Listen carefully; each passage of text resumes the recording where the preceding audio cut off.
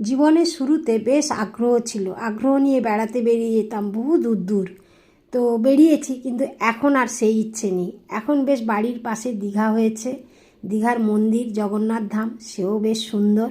তো সেই নিয়ে সব মিলিয়ে আর দীঘাতে এসেছি আরও একটা ভালো উদ্দেশ্য নিয়ে, তাজা তাজা মাছ কিনে রান্না করব, খাবো, আর মন্দিরে গিয়ে বসে থাকবো, নাহলে সি বিচে গিয়ে বসে থাকবো।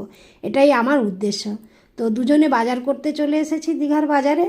তো স্যার খুবই ভালো মাছ চেনেন, মানে স্যার মাছ কিনে কোনো দিন ঠকেন না।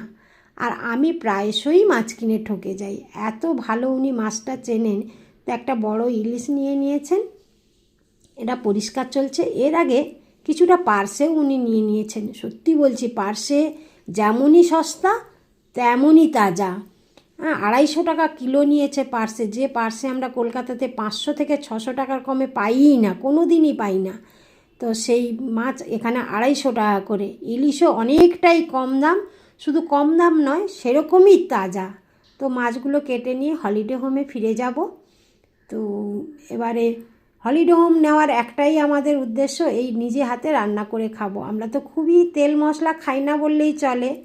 তো আরেকটা মজার ব্যাপার হলো, আমি কিন্তু কলকাতা থেকে সবই ব্যাগে করে বয়ে এনেছি, তেল মশলা। কারণ মশলাগুলো আমি বাইরের কোনো মশলা খাই না, গোটা মশলাই বেটে রান্না করি প্রায় সময়। তো আমার মেদিনীপুরের বাড়ি থেকে আমার কাছে যে হলুদ যায়, চাষের হলুদ গুঁড়ো হয়ে যায়, সেই হলুদও আমি দীঘায় নিয়ে এসেছি আমার সঙ্গে করে। আমরা কলকাতাতে যে চালটা খাই, এটাও আমার গ্রামের বাড়ির চাল, কলকাতাতে পৌঁছে যায়। তো সেই চালটাও আমি নিয়ে এসেছি দীঘা সঙ্গে করে। তো সেই চালের ভাত আর এই মাছের ঝোল রান্না করে খাবো।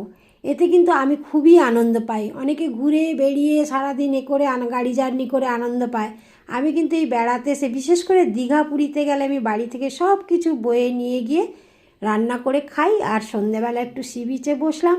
আর এখানে দীঘার মন্দির রয়েছে, ভীষণ সুন্দর। মানে যতদিনই দীঘাতে রয়েছি, এবারে অনেকটা সময়ই আমরা বুক করে এসেছি, 5 দিন। এই 5 দিনই আমরা মন্দিরেও যাব এবং মন্দিরে যাচ্ছিও, আর দীঘারও বিচে ঘুরছি। সকালটা প্রায় দীঘার বিচে ঘুরে নিচ্ছি, আর বিকেল হলেই মন্দিরে চলে যাচ্ছি। এত ভালো লাগছে, সময়টা সত্যিই খুব ভালো কাটছে আমাদের।